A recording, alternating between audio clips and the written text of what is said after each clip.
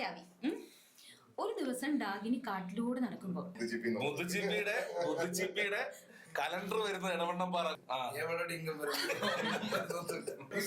കഷ്ടമാണ്. കാരണം അയാൾ ആ ഡ്രസ്സിൽ എങ്ങനെ കുന്നം ഡ്രൈവ് ചെയ്യും? അത് മീശമാധവൻ എന്ന സിനിമ ഇറങ്ങിയപ്പോ ബാലഭൂമിയിലാണോ ബാലരമയിലാണോ ചേർത്ത് വന്നപ്പം ഒരു ക്യാരക്ടറെ നമ്മൾ മിസ് ചെയ്തത് വരെ നസീറിന്റെ കമ്പ്യൂട്ടർ പുതിയ ലാപ്ടോപ്പ്. പ്രിയൻ സാറിന്റെ ഒരു ഇന്റർവ്യൂല് അദ്ദേഹം പറഞ്ഞിട്ടുണ്ട്, അദ്ദേഹത്തിന് ഷോർട്സിൽ തെറ്റാണെന്നല്ല പറയുന്നത്, വായനയിലേക്ക് കുറച്ചും കൂടെയൊക്കെ കുട്ടികളെ കൊണ്ടുവരണം. മായാവി ഒരു ദിവസം ഡാഗിനി കാട്ടിലൂടെ നടക്കുമ്പോ ഇതാണ് ചെരുപ്പ് കളഞ്ഞിട്ട് പോയത്, ഇട്ട് നോക്കാം. കറക്റ്റ് ആണല്ലോ. ഡാഗിനി നടക്കാൻ തുടങ്ങിയതും ഇതെന്താ കീറി പോകുന്നു. അയ്യടാ പിടി കിട്ടി. ഇത് പടികേറ ചെരുപ്പാണ്. ഇതിട്ട് നടന്ന എയറിലൂടെ കേറി പോവാം. എന്നാ പിന്നെ ഒരു മാങ്ങ പറിച്ചാലോ. ഇനി പിന്നോട്ട് നടന്നാൽ താഴെ ഇറങ്ങാം. ആഹാ യെസ്, ഇറങ്ങുന്നുണ്ട്. ലാൻഡ് ചെയ്തു. കുട്ടൂസിനെ വിളിച്ച് പറയാം, കുട്ടൂസ പടികേറി ചെരുപ്പ് കിട്ടിട്ടോ. അതേന്നെ, എയറിലൂടെ കേറി പോകുന്ന ചെരുപ്പ്. അതേന്നെ, ഇത് വെച്ചൊരു തകർപ്പൻ സൂത്രം കിട്ടിയിട്ടുണ്ട്. ആ പിള്ളേരെ പിടിച്ച് ഏറി കയറ്റാം. മുകളിലെത്തിയ പിടിവിടാം. അതോടെ എങ്ങനെയുണ്ട്? പറഞ്ഞപ്പോഴേക്കും ദേ വരുന്നു രാധ രാജു. ഞാൻ കട്ട് ചെയ്യോട്ടോ. രാധയെ താഴെ ഇട്ട് കളഞ്ഞിട്ട് വിളിക്കാം. അടിച്ചു വീഴ്ത്താം, അല്ലെങ്കിൽ മായാവിയെ വിളിക്കും. അടിവെച്ച് ആകാശത്തേക്ക് ഇനി താഴേക്കിടാം. എന്നാ മായാവി അതുവഴി വരുന്നുണ്ടായിരുന്നു. പേടിക്കേണ്ട രാധേ, ഞാൻ എത്തി. മായാവി ഒരു മന്ത്രം ചൊല്ലി, ഓം ക്രീം ബിഗ് ബിഗ്. അതോടെ ചെരുപ്പ് വലുതായേ. അയ്യോ ഊരി. പടികേറി ചെരുപ്പിട്ട് ഊരി പോയതോടെ അമ്മോ എന്നും പറഞ്ഞ് താഴെ വീണു. ഒരു കാലഘട്ടത്തില് മലയാള ബാല്യത്തെ ഉയർത്തിയ കഥാപാത്രങ്ങളിൽപ്പെട്ടതാണ്.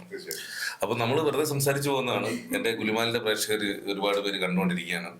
ഈ പരിചയപ്പെടുത്താം. എൻ്റെ കൂടെ ഉള്ളത് ചീഫ് അസോസിയേറ്റ് ഡയറക്ടറാണ് രാകേഷ് കെ രാജൻ. എൻ്റെ ഷെഫീഖിൻ സന്തോഷം ഉപരി ഒരുപാട് സിനിമ. ലാസ്റ്റ് രാകേഷിന്റെ സിനിമ ഇറങ്ങിയത് പവി കെയർടേക്കർ, ദിലീപേട്ടന്റെ സിനിമ. ജുവൽ ബേബി വലിയ RJ-യും VJ-യും ഒക്കെ ആയിട്ട് തകർത്തോണ്ടിരിക്കുകയാണ്.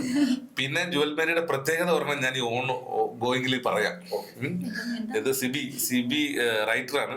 അടുത്ത എൻ്റെ സിനിമയിൽ ഞങ്ങൾ ഒന്നിച്ചാണ് എഴുതുന്നത്. എൻ്റെ കോ റൈറ്റർ കൂടിയാണ് സിബി സുബ്രഹ്മണ്യൻ.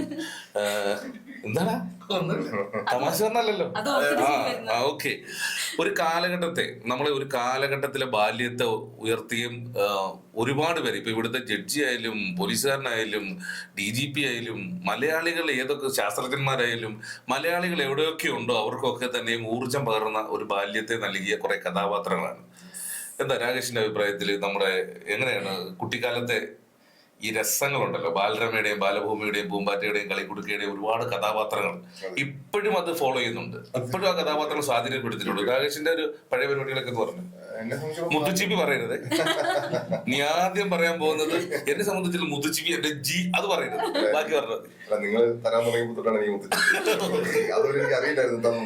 മുത്തുച്ചിപ്പിയുടെ കലണ്ടർ വരുന്ന ഇടവണ്ണംപാറ കോഴിക്കോട്. നിനക്ക് ഇവന്റെ വീട്ടിൽ ഞാൻ പോയത്, ഇവന്റെ വീട്ടിൽ ഞാൻ കഴിഞ്ഞ ദിവസം പോയപ്പോ ഉണ്ട് കട്ടിലടി മൊത്തം മുത്തുച്ചിപ്പി. വിഷയത്തിലേക്ക് കിടക്കാം. അല്ല, ബാലരമയെ സംബന്ധിച്ചോളം എന്നെ ഒരുപാട് കാര്യങ്ങളുണ്ട് ഓർക്കാനായിട്ട്. അതിനകത്ത് ഇപ്പൊ ആദ്യമായിട്ട് എനിക്ക് ഓർമ്മ വരുന്നത് ശരിക്കും ഒരു മതിലയാട്ടമാണ്. മതിലയാട്ടം എന്ന് പറയുമ്പോഴ് പണ്ട് ബാലരമ തൊട്ടടുത്ത വീട്ടിലാണ്. മാസത്തിൽ 2 പ്രാവശ്യമാണ് വരാറ്. അപ്പൊ ഇത് പത്രക്കാരൻ ഏത് ഡേറ്റ് ഇടുമെന്ന് നമുക്ക് അറിയത്തില്ല. ആഴ്ചയിലൊന്നും പറയുമ്പോൾ കറക്റ്റായിട്ട് അറിയാം ഏത് ഡേറ്റ് ഇടുമെന്ന്. പത്രക്കാരൻ അയാൾക്ക് സൗകര്യമുള്ള സ്ഥലത്താണ് ചിലപ്പോൾ കൊണ്ടിടുന്നത്. അപ്പൊ ഇങ്ങനെ പോകുന്ന സമയത്ത് അപ്പുറത്തൊരു ഇതിനുണ്ട്. ഇവനാണെങ്കിൽ ഇവന്റെ പെട്ടി നിറച്ചും ബാലരമയാണ്. ആരും കൊടുക്കത്തുമില്ല.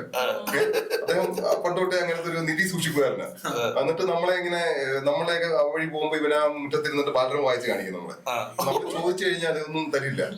മായവയുടെ കഥ ചോദിച്ചാൽ പോലും പറഞ്ഞു തരത്തില്ല. ഇന്നെന്താ ഈ പ്രാവശ്യം എന്താണ് സംഭവിച്ചതെന്നുള്ളത്. അപ്പൊ ഇത് ഭയങ്കരമായ വീട്ടിൽ വരുത്തുന്നില്ല. അപ്പൊ ഇത് വായിക്കാനുള്ള അതിഭയങ്കരമായിട്ടുള്ള ആഗ്രഹമുണ്ട്. അപ്പൊ അങ്ങനെ ആയി കഴിഞ്ഞപ്പോഴത്തേക്കിനും ഞാൻ ശരിക്കും അതിനൊരു പോംവഴി കണ്ടെത്തിയെന്ന് പറഞ്ഞാല് രാവിലെ 6 മണി ടൈമിലൊക്കെയാണ് ഈ ഇയാളെ കൊണ്ട് ബാലരമ ഇടാറ്. ഓക്കെ, അപ്പോ ഞാനപ്പം ഇവൻ എണ്ണിക്കുന്ന ഒരു 8 മണി റേഞ്ചിലാണ് ഇവൻ എണ്ണിക്കുന്നത്. ശരി. അപ്പൊ ഞാനിത് രാവിലെ എണ്ണിച്ച് കാത്തിരിക്കും.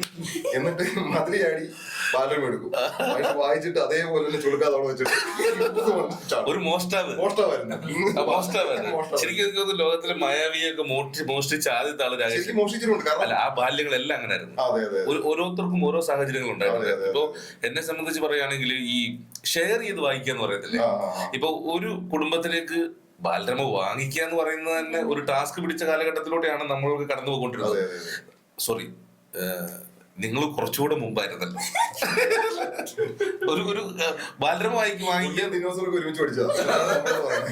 സത്യമാണ്. നിനക്കറിയോ ഈ അത് ഞാൻ പറയുന്നില്ല, കുറച്ച് അല്ലല്ല, അത് പറയുന്നത് കുറച്ച് ഇതാണ്. എടാ, നമ്മുടെ ഈ AD 16-ാം നൂറ്റാണ്ടിലൊക്കെ ഉള്ള ഒരു ഫോട്ടോസില് 3-4 പേര് നിൽപ്പുണ്ട്. അതിൽ 4ാമത് ഷാൾ ഇട്ടുകൊണ്ട് നിൽക്കുന്നത് ഇവനാണ്. ഇവനാണ് കൊച്ചുകുട്ടിയായിട്ടിങ്ങനെ ഷോൾ ഇങ്ങനെ മറച്ചു നിൽക്കുന്നില്ലേ, അത് ഇവനാണ്. ഉയരയിലെ പാർവതി തിരുവോത്തരെ പോലെ ഷോൾ ഇട്ടുകൊണ്ട് നിൽക്കുന്നത് ഇവനാണ്. അതിനു മുമ്പാണ് ദിനോസറിന്റെ കൗണ്ടർ ഞാൻ ഗുലുമാല നേരത്തെ അടിച്ചതുകൊണ്ട് നിനക്ക് കുഴപ്പമില്ല.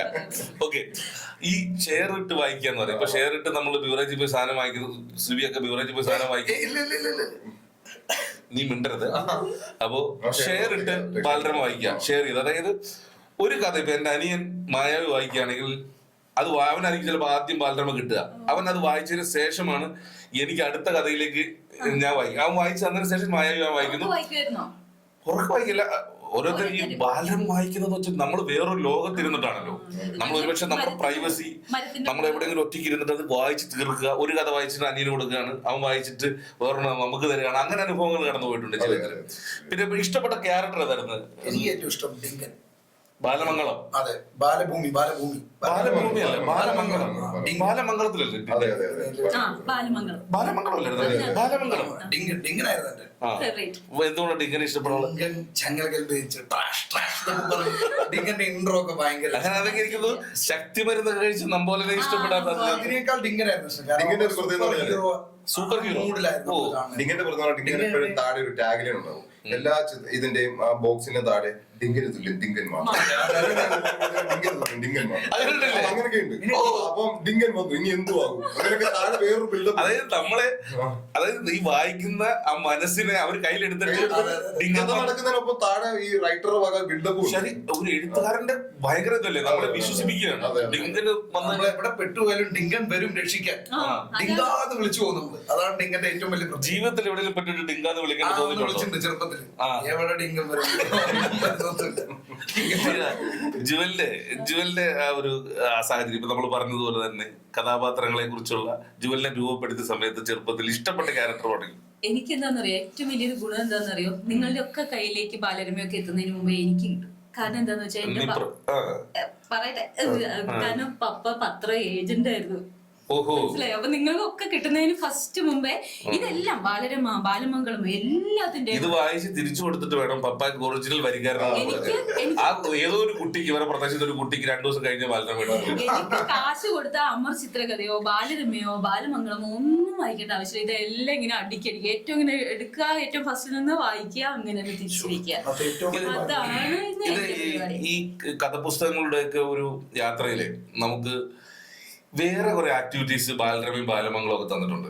അതായത് ചില പദങ്ങൾ പൂരിപ്പിക്കുക, സ്പോർട്സിനെ കുറിച്ചുള്ള അറിവുകൾ, വഴി കണ്ടെത്തുക, സ്പോർട്സിനെ കുറിച്ചുള്ള അറിവുകൾ, പിന്നെ അതുപോലെ തന്നെ GK ഒരുപാട് സാധനങ്ങൾ, പിന്നെ കഥയിലൂടെ ഇൻഫർമേഷൻ പാസ് ചെയ്യാൻ പറ്റുന്ന ഒരു രീതി ഉണ്ടായിരുന്നു.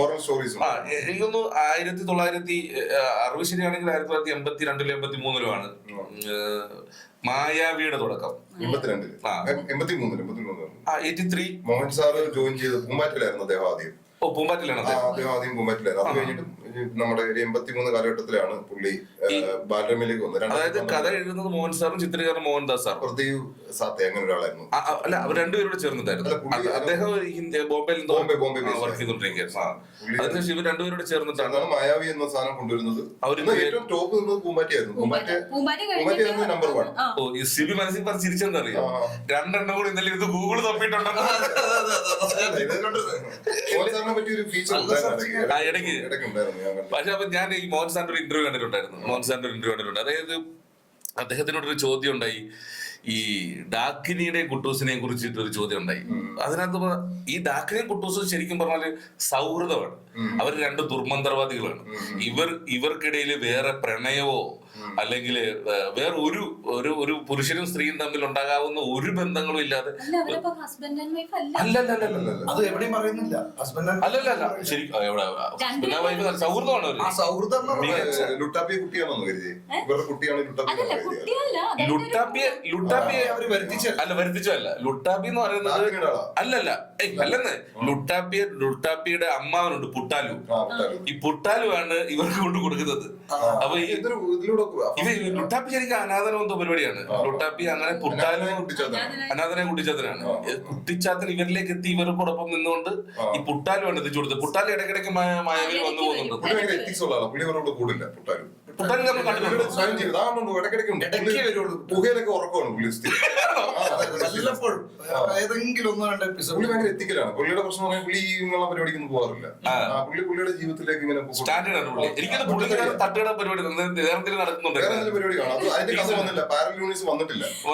ആ ഒരു ഏരിയ പുട്ടാലുവാണ് ഇവരെ ഇൻട്രൊഡ്യൂസ് ചെയ്ത് കൊടുത്തത്. പക്ഷെ ഇവരിനോട് ചേർന്ന് പിന്നെ ഇതിനകത്ത് ഏറ്റവും ഇൻട്രസ്റ്റിംഗ് ആയിട്ടുള്ള വേറെ രണ്ട് ക്യാരക്ടേഴ്സ് ആണ് മായാവിയില്. അളിയ ഗുലുഗുലുമാലും അത് അതിലേക്ക് വരാം. അതായത് ഈ ലൊട്ടിലൊടുക്കും ഗുലുഗുലുമാലും എന്ന് പറഞ്ഞ സംഭവം ഇവര് ശാസ്ത്രജ്ഞന്മാരാണ്. അതാണ് ഇന്നോവേഷൻ എന്ന് പറഞ്ഞാൽ. ഇത് ശാസ്ത്രബോധത്തെയും ശാസ്ത്രത്തെയും പരീക്ഷണാടിസ്ഥാനത്തിൽ ഉപയോഗിച്ചുകൊണ്ട് മന്ത്രവാദത്തിനും ഇതുപോലുള്ള ക്രിയകൾക്കും മായാവി പിടിക്കാനും ഒക്കെ ഉപയോഗിക്കുന്ന ടെക്നോളജി കണ്ടുപിടിക്കലാണ്. ഈ ഗുലുഗുലുമാലും ലൊട്ടിലൊടുക്കിന്റെ വേറെ എന്തെങ്കിലും ഓർമ്മകളുണ്ടോ രാജേഷ്? ഇവര് എനിക്ക് തോന്നിയിട്ടുള്ളതെന്ന് പറഞ്ഞാല് കാലത്തിന് മുമ്പേ സഞ്ചരിച്ച ആൾക്കാരാണ്. കാരണം ഇന്നും ശാസ്ത്രജ്ഞന്മാര് കണ്ടുപിടിക്കാത്ത കാര്യങ്ങൾ അവരൊന്ന് കണ്ടുപിടിച്ചിട്ടുണ്ട്. അത് പ്രധാനപ്പെട്ട എന്തെങ്കിലും സാധനങ്ങൾ ടൈം മെഷീൻ ഒക്കെ അവർ കണ്ടുപിടിച്ചതാ. നേരത്തെ കണ്ടുപിടിച്ചിട്ടുണ്ട്. ടൈം മെഷീൻ കണ്ടുപിടിച്ചത് ഈ വിക്രം മുത്തുള്ളതുകൊണ്ടാണ് ഇവർ രക്ഷപ്പെടാത്തത്. ഇവന്മാര് അടിച്ചു മാറ്റിക്കളയും. ഇവരടിച്ചു മാറ്റിട്ട് ശരിക്കും ഇവരെല്ലാം ഒന്നിച്ച് ഒരേ ലക്ഷ്യത്തിന് വേണ്ടിട്ടല്ലേ യാത്ര ചെയ്യുന്നു. ആ യാത്ര വിക്രമിന് മുത്തും പിന്നെ കുറച്ച് കളവൊക്കെ ഉണ്ട് സൈഡില്. ബാങ്ക് മോഷണമൊക്കെ പുള്ളി ചിന്തകളുള്ളതാണ്. കിട്ടുന്ന സാധനം വെച്ചിട്ട് ഇവന്മാര് ഉപയോഗിക്കും. പേടിയാണ് വിക്രമിന് മുത്തിന് ഇവർക്ക്. അവരടിച്ചു മാറ്റി.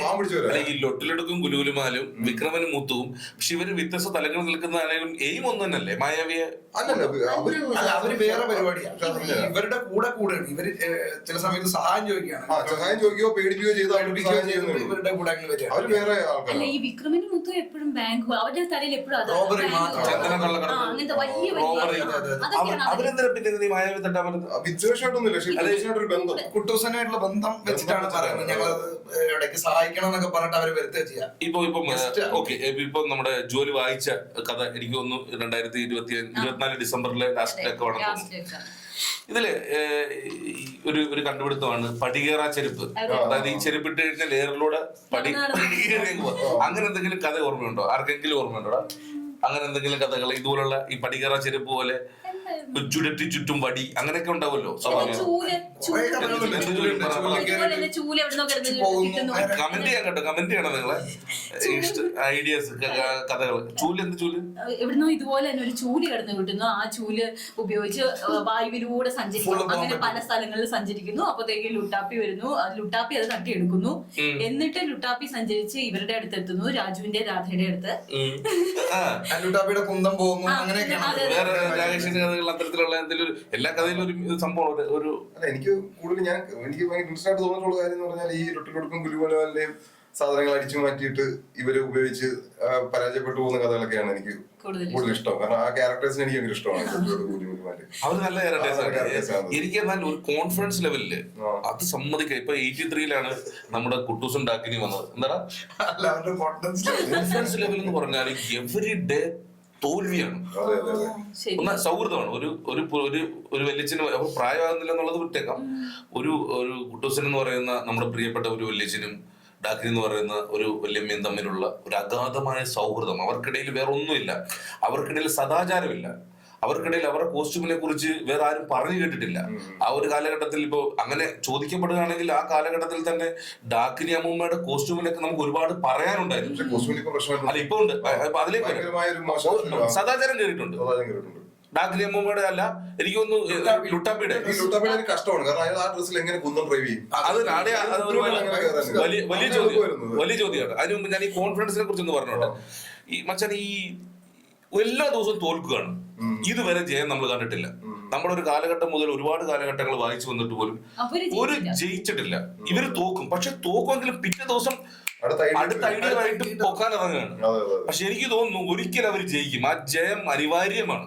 സത്യസന്ധമായി പറഞ്ഞു, ഞാൻ ആഗ്രഹിച്ചിട്ടുണ്ട് കേട്ടോ, ഒരു തവണയെങ്കിലും മായാവി ഒന്ന് പൂട്ടിരുന്നെങ്കിൽ.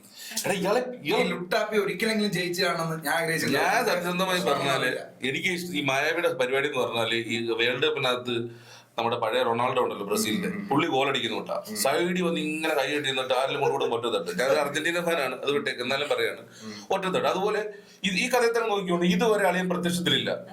മറ്റേ പാവപ്പെട്ടവന് പടികേറ ചെരുപ്പ് കിട്ടി, അമ്മൂമ്മയ്ക്ക് കിട്ടി, ഡാഗ്രി അമ്മൂമ്മ അത് കൊച്ച് കയറി ഐഡിയ ഉണ്ടാക്കി നേരെ കുട്ടൂസിനെ വിളിച്ചു പറഞ്ഞു, കുട്ടൂസ ഇങ്ങനെ ഒരു സംഭവം കിട്ടിയിട്ടുണ്ട്, ഈ പടികേറ ചെരുപ്പ് ഇട്ടിട്ട് ഞാനൊരു ഐറ്റം കളിക്കുന്നുണ്ട്, ഇവളെ പൊക്കിക്കൊണ്ട് പോയിട്ട് നമ്മുടെ രാധയെ പൊക്കി മുകളിൽ കൊണ്ടുപോയിട്ട് കയറി കഴിഞ്ഞിട്ട് എന്ന് തറയിലിട്ടും ബിധം മരിച്ചു ടപ്പേ ടപ്പേ പരിപാടി. ഇതിനിടയ്ക്ക് ഇതുവരെ ഇല്ലാത്തൊരു എൻട്രിയാണ് ഒളിഞ്ഞു നിൽക്കാറ് മായാവി. ഇത് വീഴുമ്പോൾ വന്ന് മായാവി വിളിക്കുന്ന പോലും ഇല്ല. സാധാരണ മായാവി വിളിക്കണ്ടേ? നോക്കറി കുട്ടിച്ചാത്ത ഇങ്ങനെയൊക്കെയാണ് വിളിച്ചത്. ഓങ്കറി കുട്ടിച്ചാന്ന് പറയുന്നുണ്ടെന്ന് എനിക്കറിയില്ല.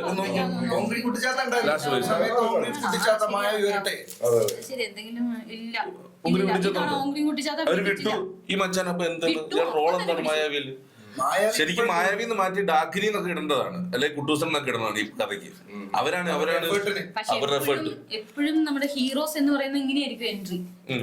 ഈ കോൺഫിഡൻസ് ലെവലാണ് എന്നെ സംബന്ധിച്ചിടത്തോളം ഇത്. പിന്നെ മുമ്പ് രാജേഷ് പറഞ്ഞ ഒരു പോയിന്റ് ഉണ്ടായിരുന്നല്ലോ, ലുട്ടാപ്പ് സദാചാരം കയറി അതൊക്കെ പറഞ്ഞ ആളുകൾ ഇപ്പൊ ആളുകൾ പറയല്ലേ, നമ്മൾ കണ്ടുകൊണ്ടിരിക്കില്ലേ? അല്ല, കമന്റ് ചെയ്യാനുള്ളതുണ്ടല്ലോ, അപ്പൊ അതുകൊണ്ടായിരിക്കും. അല്ല, അതൊന്നും ആലോചിക്കേ. ഇപ്പം രാധയുടെ ഡ്രസ് മാറിയില്ലേ?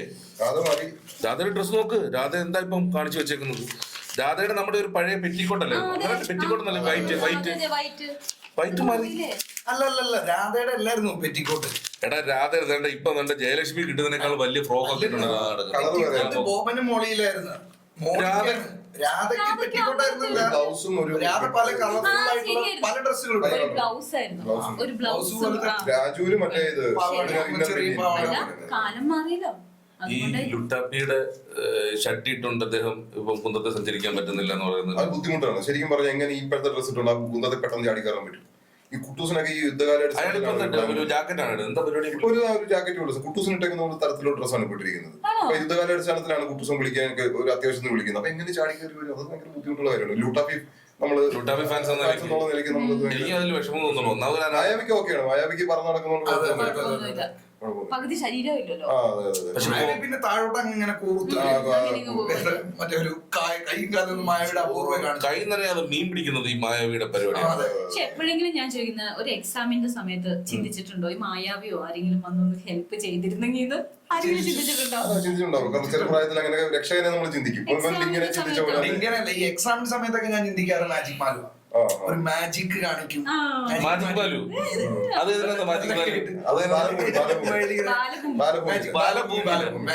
താൻ മാജിക് ബാലുവിന് ഡബ് ചെയ്തിട്ടുണ്ട്. അത് ഞാൻ മാജിക് പ്ലാനറ്റിനാണ്. എന്ത് ക്യാരക്ടർ ചെയ്തത്? നമ്മുടെ മജീഷ്യൻ. ഞാൻ മുമ്പ് പറഞ്ഞില്ലേ ഡബ് ചെയ്യുന്നുണ്ട്. മജീഷ്യൻ ഗോപിനാഥ് മുതുകാട് സാറിന്റെ മാജിക് പ്ലാനറ്റിൽ അത് സ്റ്റാർട്ട് ചെയ്യുന്നതിന് മുമ്പ് മാജിക് പ്ലാനറ്റിനെ ബേസ് ചെയ്തിട്ട് അവിടുത്തെ ഫുൾ എല്ലാം കാണിക്കുന്നത്. വേറെ എന്തൊക്കെ നല്ല ക്യാരക്ടേഴ്സ് ഡബ് ചെയ്തിട്ടുണ്ട്. തക്കുടു വിഷല്ലോ വരുന്നു. തക്കുടു കുട്ടികളെല്ലാം ഒരിടയ്ക്ക് കണ്ടുകൊണ്ടിരിക്കുന്ന തക്കുടിന്റെ ഡയലോഗ് ഒന്ന് പറഞ്ഞു കേക്കട്ടെ. ഓ എന്തേലും പറയാ, നിങ്ങൾ തക്കുടിന്റെ ശബ്ദത്തിൽ പറയും. നമ്മളതൊക്കെ സ്റ്റുഡിയോയിലാണ് സാധാരണ ചെയ്യാം. പിന്നെ റോഡ് സൈഡിലാണ് ഇരിക്കുന്നത്. പറഞ്ഞു ഇത് സ്റ്റുഡിയോ താർത്തോട്. ഹായ്, നിങ്ങൾ എവിടെ പോവാ?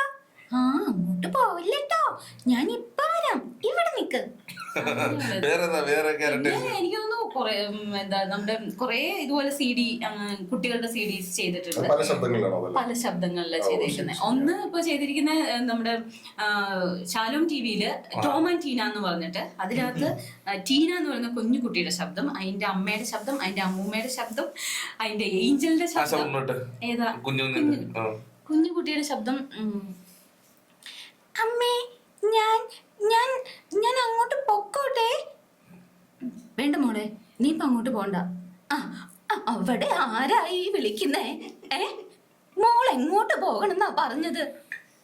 പിന്നെ അതിന്റെ അത് ഏഞ്ചൽ തന്നെ. അത് പറയും. ഉം, ടീന ടീന എവിടെയാ ഇപ്പോ?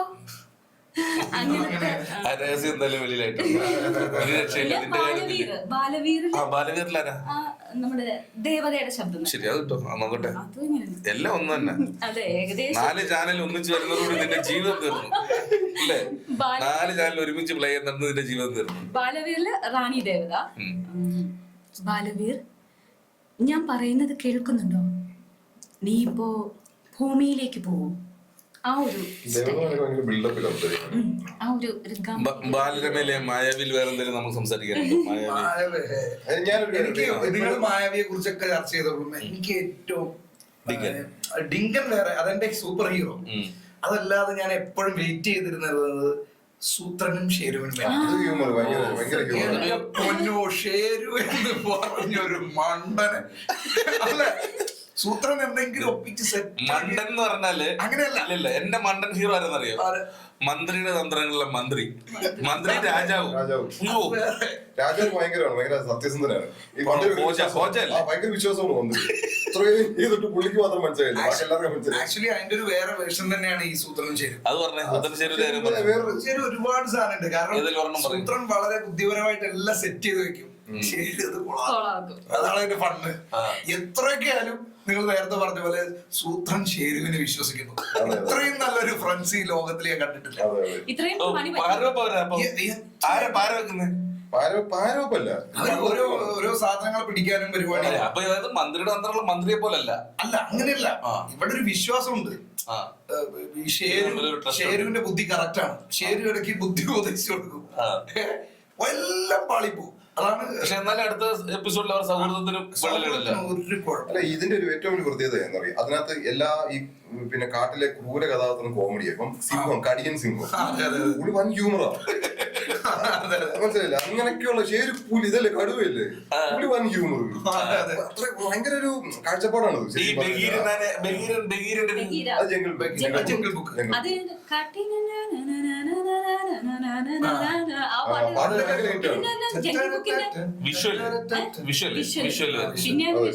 പക്ഷെ അത് വരുന്നപ്പോൾ ഇതിന്റെയൊക്കെ തന്നെ അല്ലേ ഈ മന്ത്രിയുടെ തന്ത്രങ്ങളിൽ എനിക്ക് ഏറ്റവും ഇഷ്ടം വെച്ചാല് അയാള് പാവം പിടിച്ചൊരു രാജാവ് രാവിലെ എഴുന്നേക്കുന്നു. മന്ത്രി എന്തെങ്കിലും ഉടായ്പ ചിന്തയുമായിട്ട് രാവിലെ ഇരിക്കുകയാണ്. രാജാവാകണമെന്നുള്ള അദ്ദേഹത്തിന്റെ ത്വര. പക്ഷെ തുടർന്ന് അങ്ങോട്ട് പോകുമ്പോഴേക്ക് ആ പാരയിൽ തന്നെ ഇയാള് ഇതുവരെ ഹോജ രാജാവ് മനസ്സിലാക്കിയിട്ടില്ല. അയാൾ അറിഞ്ഞു കഴിഞ്ഞാൽ എന്തെങ്കിലും പ്രശ്നം ഉണ്ടാവും. പറഞ്ഞാൽ വിശ്വസിക്കത്തുമില്ല. സൗഹൃദങ്ങളാണില്ലേ, എത്ര പാര വെച്ചാലും കൂടെ ഉള്ള ഒരു ജോലി അല്ലെങ്കിൽ തന്റെ മന്ത്രിയോടുള്ള അമിതമായ വിശ്വാസമാണ്. തന്റെ മന്ത്രിയോടുള്ള ഒരു എനിക്ക് തോന്നുന്ന ഒരു ഭരണം. അത് നമ്മളിപ്പോ ഈ നടപ്പിലായിക്കൊണ്ടിരിക്കുന്ന സർക്കാരുകൾക്കൊക്കെ അതുണ്ടോ നമ്മൾ ചിന്തിക്കേണ്ടിയിരിക്കുന്നത്.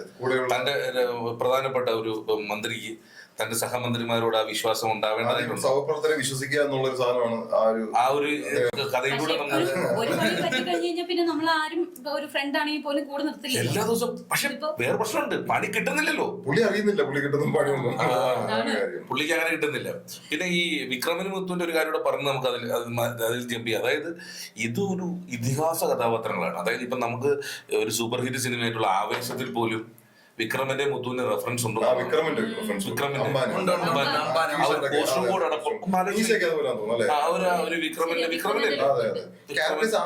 വിക്രമന്റെ ആ ഒരു ഇതൊക്കെ ചില സമയത്ത് അതിലിങ്ങനെ കാണിക്കുന്നുണ്ട്. ചിത്രത്തിൽ വിക്രമം നിൽക്കുന്ന പോലെ ഫിലിമിലുണ്ട് വിക്രമൻ മുത്തു.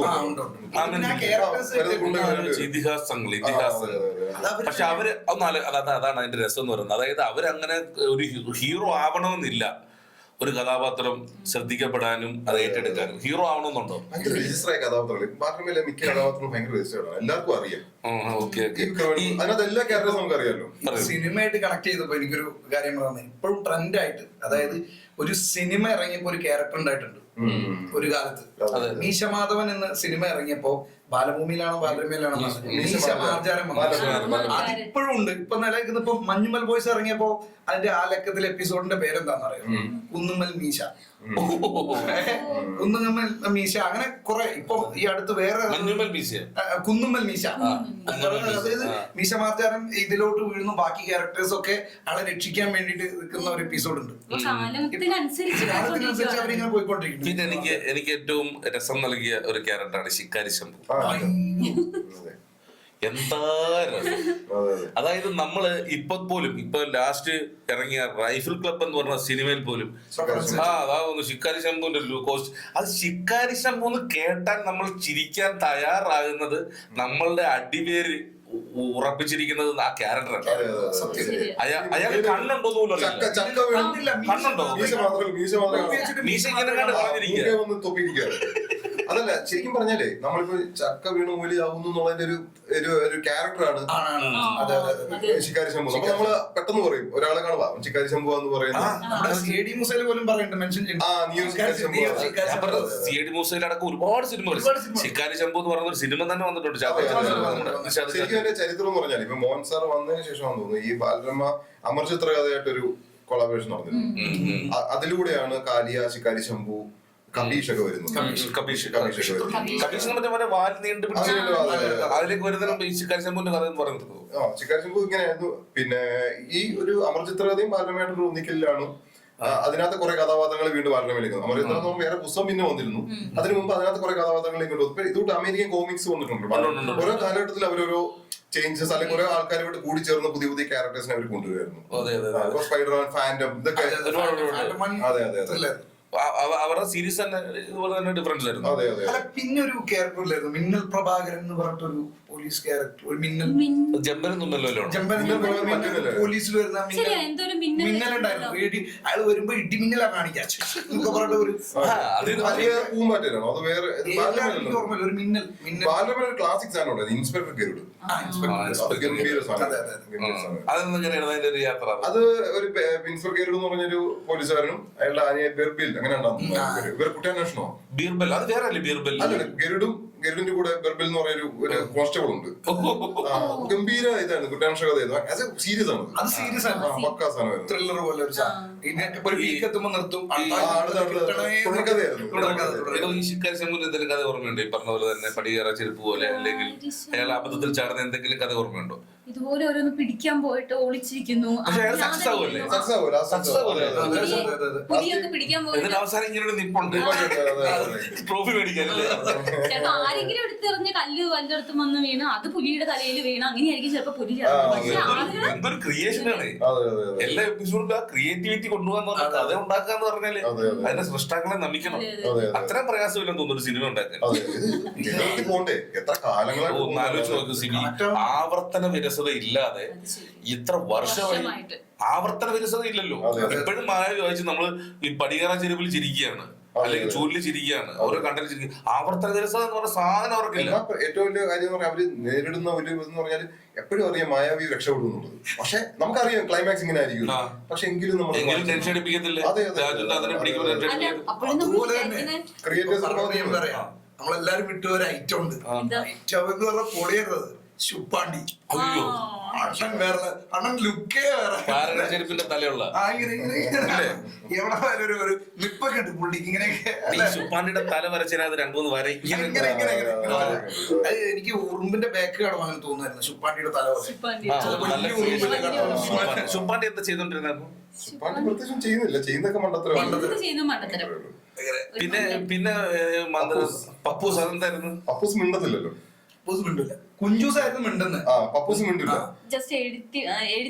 പപ്പൂസ് വന്ന് ഒരു അതിൽ കയറി ഇറങ്ങി പോകുന്നു, അവിടെ ഒരു ഹ്യൂമർ ഉണ്ടാവും. എഴുത്തില്ല, കുഞ്ചൂസിന്റെ ഒരു കഥ എനിക്ക് ഓർമ്മയുണ്ട്. കുഞ്ചൂസ് ക്ലാസ്സിലിരിക്കുന്നു, അപ്പൊ ടീച്ചർ ചോദിക്കുന്നു ഭക്ഷണം കഴിക്കുന്നതിന് മുമ്പ് എല്ലാവരും പ്രാർത്ഥിക്കാറുണ്ടോ? അപ്പൊ എല്ലാ കുട്ടികളും പ്രാർത്ഥിക്കാറുണ്ടെന്ന് പറഞ്ഞു. കുഞ്ചൂസ് ഇല്ലെന്ന് പറഞ്ഞു. അതെന്താ കുഞ്ചൂസ് പ്രാർത്ഥിക്കാത്തതെന്ന്? എന്റെ അമ്മയ്ക്ക് പാചകം അറിയാം. അങ്ങനെ കുഞ്ചൂസിന്റെ കുറെ സാധനങ്ങൾ. ഈ ശരിക്കും പറഞ്ഞാൽ നമ്മൾ ഈ പഠിക്കുന്ന കാലഘട്ടത്തിൽ എനിക്ക് തോന്നുന്നു ഈ പുസ്തകങ്ങള് ഇഷ്ടപ്പെട്ടതിനേക്കാൾ കൂടുതൽ പിന്നെ തീർച്ചയായിട്ടും നമുക്ക് ആരാധനയും വായനയും. പിന്നെ ഞാൻ പുസ്തകം വായിക്കാൻ പരീക്ഷയ്ക്ക് അതിന്റെ ഉള്ളിൽ ഒരു ബാലരമ ഉണ്ടാവും. വായനാശീലത്തിന്റെയും വ്യക്തമായി സംസാരിക്കാനും അക്ഷരങ്ങൾ പഠിപ്പിച്ചതും വാക്കുകൾ പഠിപ്പിച്ചതും വേണമെങ്കിൽ നമുക്ക് ഒരു പരിധി വരെ കഥാപുസ്തകങ്ങൾക്ക് പറയാം. തീർച്ചയായിട്ടും ചെയ്യും. അതിനോടൊരു അഭിനിവേശം ഉണ്ടായിരുന്നു. നമുക്കറിയാലോ ഈ ബാലരമയുടെ ഇതാണ്. ഇവിടെ തൊട്ടേ നമ്മളങ്ങ് വായിക്കുകയാണ്. ലക്കം വായിക്കും, ഡേറ്റ് വായിക്കും, എന്നിട്ട് ഒന്നും കളയാനില്ല. ചിലപ്പോ നമ്മള് കൂടുതലും ഈ കോമിക് കഥകൾ, ഇപ്പൊ പ്രധാനപ്പെട്ട എപ്പിസോഡുകളൊക്കെ കഥകളൊക്കെ വായിച്ചിട്ട് ഈ വായിക്കാൻ ഇഷ്ടമില്ലാത്ത കാലങ്ങൾ വായിച്ചു പോകും. ചില അല്ലാതെ കൊടുക്കുന്ന ചില കോഴിയുടെ കഥകൾ നമ്മൾ ആദ്യം കിട്ടുമ്പോൾ നമ്മുടെ ഏറ്റവും ഫേവറേറ്റ് അല്ലേ അക്ഷരത്തെറ്റ് വരുമല്ലോ, ബിംബങ്ങൾ എന്നൊക്കെ എഴുതുന്ന അക്ഷരത്തെറ്റ് പറ്റുമ്പോ സാറുമാര് പറഞ്ഞിട്ടുണ്ട്, എടാ ബാലരമയുടെ ബാ, നമുക്ക് പെട്ടെന്ന് കണക്ട് ആവും. നമ്മൾ 6ാം ക്ലാസ്സിലെ 7ാം ക്ലാസ്സിലെ നാടോടി കഥകള് അങ്ങനെയൊക്കെയുള്ള കഥ കൊണ്ടുവരുന്നു. അത് ചിത്രകഥ അല്ലെങ്കിൽ പോലും അങ്ങനെയുള്ള കുറെ നമ്മളിപ്പോ ചിന്തിച്ചു നോക്കുകയാണെങ്കിൽ അവര് ഈ ഒരു വായനാ ലോകത്തിലേക്ക് അവർ എത്തിച്ചുകൊണ്ടിരുന്ന കാര്യങ്ങൾ വളരെ വലുതാണ്. വളരെ വലിയ സംഭാവനകളാണ് നമ്മൾ തന്നുകൊണ്ടിരുന്നത്. ബാലരമ, പൂമ്പാറ്റ. ക്യാരക്ടേഴ്സിന് നമ്മുടെ സമൂഹത്തിൽ വെച്ചിട്ട് ഒരുപാട് ആൾക്കാരെ കളിയാക്കലുകൾ ഉണ്ടായിട്ടുണ്ട് കേട്ടോ. ഇന്നും നമ്പോലം എന്ന് പറഞ്ഞ ക്യാരക്ടർ ഞങ്ങളുടെ നാട്ടിലൊക്കെ ഈ മെലിഞ്ഞ ആളുകൾ ഇപ്പോഴും എന്റെ നാട്ടിലൊരു പെണ്ണിനെ വിളിക്കുന്ന കിഷ്കു എന്നാ. അവന്റെ യഥാർത്ഥ പേര് നല്ല എന്തോ വലിയ പേരാ, കിഷ്കു എന്നാ വിളിക്കുന്നത്. എന്താ കാരണം എനിക്ക് മനസ്സിലായില്ല. അതിപ്പോ വിളിച്ചെനിക്കൊന്നും അവൻ ആധാറിലും കിഷ്കു എന്നാക്കിയിട്ടുണ്ട്. അന്നത്തെ ഒരു കാലം ഈ കബീഷിന്റെ ഇതിലേക്ക് ഒന്ന് തെളിയ. ഈ കബീഷ് എന്ന് പറയുന്ന സാധനം ഇങ്ങനെ വാല് ചുരുട്ടി എടുത്ത ഒരു വളരുന്ന വാലുള്ള ആളാണ്. അതിലെങ്ങനെയാണ് തമാശ ഉണ്ടാക്കുന്നത്?